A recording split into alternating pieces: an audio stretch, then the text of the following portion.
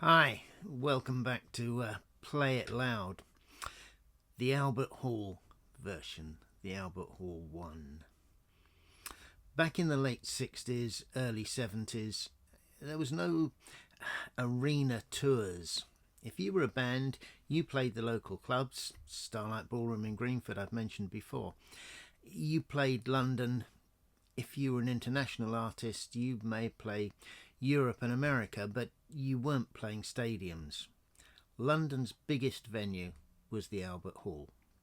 In those days, if you were an international artist, you could fill the Albert Hall. I've already spoken about Dylan's concerts there in the mid-60s. But there were other people who were into the Albert Hall who were worth mentioning, and I was lucky enough to see a few of them. And I want to start with one that I saw Janis Joplin at the Albert Hall. And the only thing I can tell you about that concert is that she wasn't the most attractive woman I've ever seen, but my God, she was the sexiest. That woman turned on every man in the Albert Hall, and there must have been close on 4,000 of them. It was a great concert, and it was a sad passing because it wasn't that much later that she left us. She was an incredible artist, really fantastic. And since this is Play It Loud, I've got to say, you need to hear this.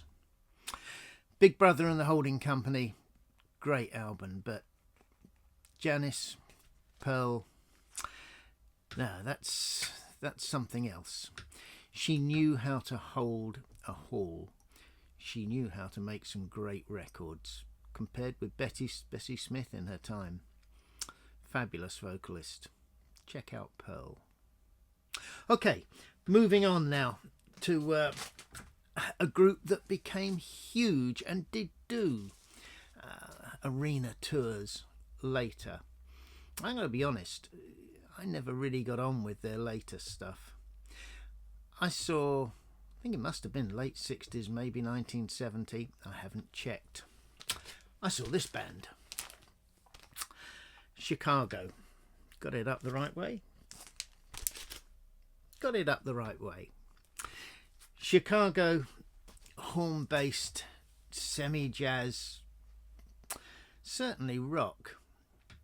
Terrific live band, and their first two double albums cost a lot in those days. You had to save up for them. Their first two double albums I think are absolutely superb, and the first one in particular is a favourite of mine.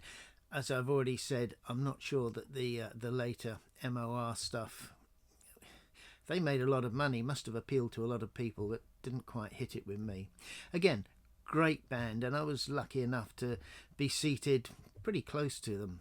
They did a really, really good show. So yeah, Chicago, check them out. Right, where do we go from there? Almost the complete opposite.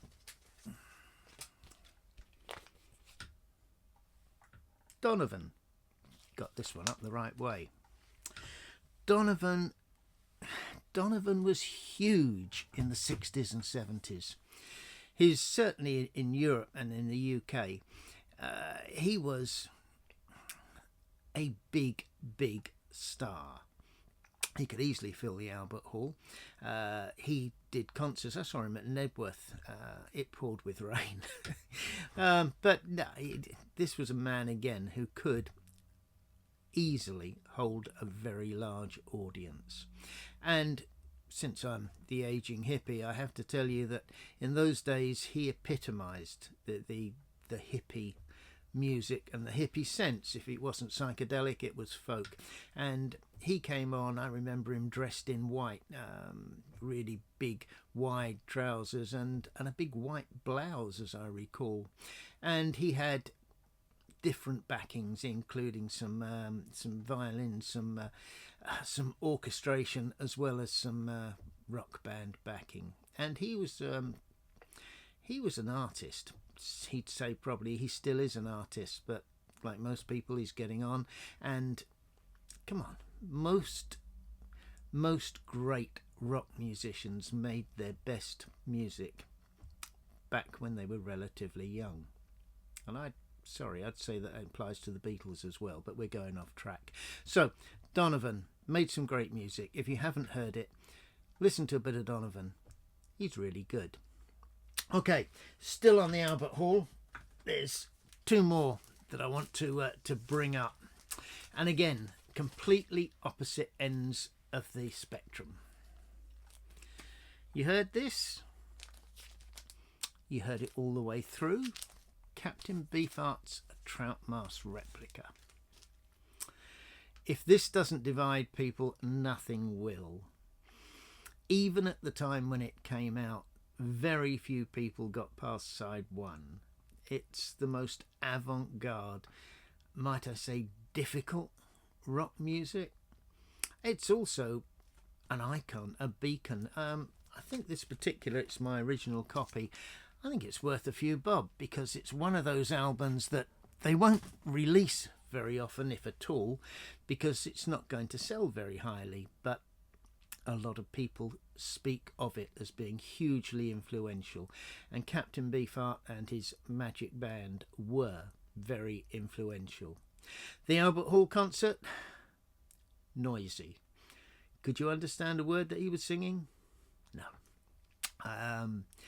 Was there any tunes involved? Difficult to make out from where I was sitting. Beefhart is... he puts people on one side of the fence or the other. Listen to Beefhart. Maybe you start with Safe as Milk, his first album. It's interesting and accessible. Trout Mask replica is definitely interesting. I don't really think it comes under the accessible category. And finally, from an Albert Hall concert, from another, I hesitate to call them a band, another artists that, again, complete opposite to Beefhart. Incredible String Band. Again, in the 60s, these people were hugely popular.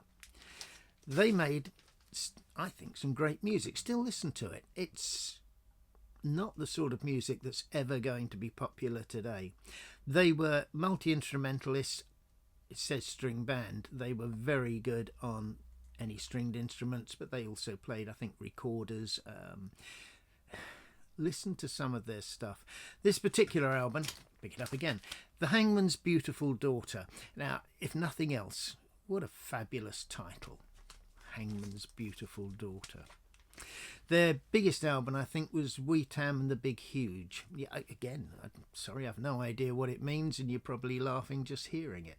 But they did make some really, really interesting music. And as an ageing hippie, I've got to point you in their direction, because at the time, these people were important. These people were people that we brought.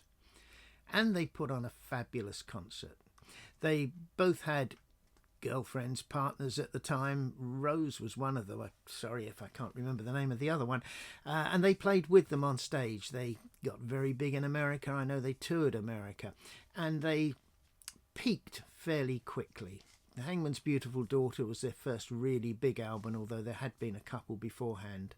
And Wee Tam sold in big numbers, and then really they started a decline. They never really reached those heights again. But I'm going to point you in their direction. Yeah, Incredible String Band. And this one's going to be really strange because play it loud.